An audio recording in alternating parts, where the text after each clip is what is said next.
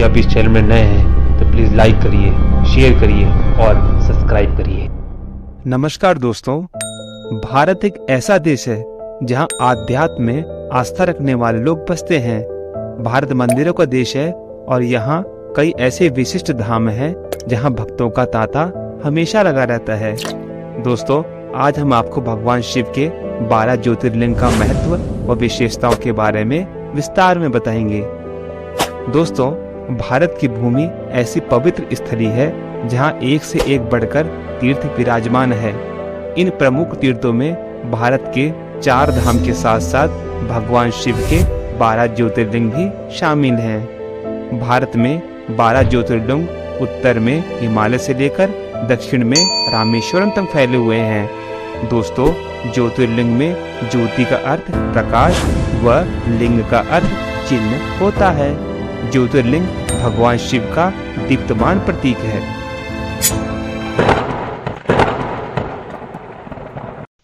दोस्तों, आपको बता दें कि सोमनाथ मंदिर एक ऐसी जगह पर स्थित है जहां अंटार्कटिका तक भूमि का कोई हिस्सा नहीं है। सोमनाथ मंदिर समृद्ध और अत्यंत वैभवशाली होने की वजह से इस मंदिर पर कई बार मुगलों द्वारा तोड़फोड़ किया गया। साल 1026 में महमूद गजनवी ने सोमनाथ मंदिर पर हमला करवा दिया और मंदिर पर लूटपाट के साथ साथ मूर्ति को क्षतिग्रस्त कर दिया। इसके बाद गुजरात के राजा भीम और मालवा के राजा भोज ने इसका पुनर्निर्माण करवाया। उसके बाद 1297 ईस्वी में दिल्ली के सुल्तान अलाउद्दीन खिलजी के सेनापति नुसरत खान ने गुजरात पर अपना शासन कायम किया और उस दौरान उसने पवित्र तीर्थ धाम को ध्वस्त कर दिया। उसके बाद लगातार इस मंदिर का उत्थान पतन का सिलसिला जारी रहा। 1395 ईस्वी में गुजरात के सुल्तान मुजफ्फर शाह ने लूटा और फिर 1413 में उसके बेटे अहमद शाह ने इस मंदिर को तोड़फोड़ कर तबाही मचा दी। फिर 1665 ईस्वी में, जबकि दूसरी बार 1706 ईस्वी में मुगल शासक औरंगजेब ने इस मंदिर को तोड़फोड़ करके क्षतिग्रस्त कर दिया।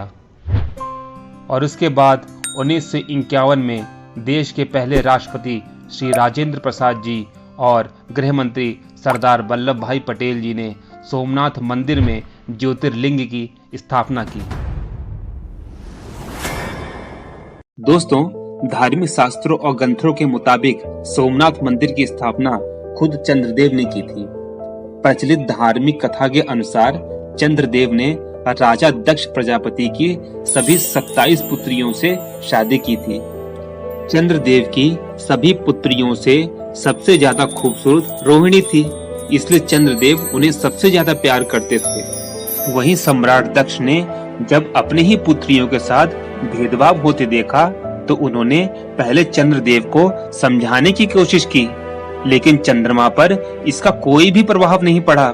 जिसके बाद राजा दक्ष ने अपने अन्य पुत्रियों को दुखी देखते हुए चंद्रदेव को क्षयग्रस्त होने का श्राप दे दिया और कहा कि तुम्हारी चमक और तेज धीरे धीरे खत्म हो जाएगी। जिसके बाद चंद्रदेव राजा दक्ष के अभिशाप से दुखी रहने लगे। तब नारद मुनि ने उन्हें भगवान शिव की तपस्या करने को कहा। चंद्रदेव ने भगवान शिव की कठोर तपस्या की। भगवान शिव चंद्रदेव की तपस्या से प्रसन्न होकर चंद्रदेव को अमरत्व का वरदान दिया, बल्कि राजा दक्ष के श्राप से मुक्त भी किया। और साथ साथ कहा, कृष्ण पक्ष में चंद्रमा की चमक कम होगी, लेकिन शुक्ल पक्ष में उसकी चमक बढ़ेगी ही बढ़ेगी। राजा दक्ष के अभिशाप से मुक्त होकर चंद्रदेव ने भगवान शिव से माता पार्वती के साथ गुजरात के इस स्थान पर निवास करने की आराधना की। जिसके बाद भगवान शिव ने चंद्रदेव की आराधना स्वीकार की और वे ज्योतिर्लिंग के रूप में माता पार्वती के साथ यहाँ आकर स्थापित हुए। जिसके बाद चंद्रदेव ने इस प्रभास क्षेत्र में भगवान शिव के इस भव्य सोमनाथ मंदिर का निर्माण करवाया।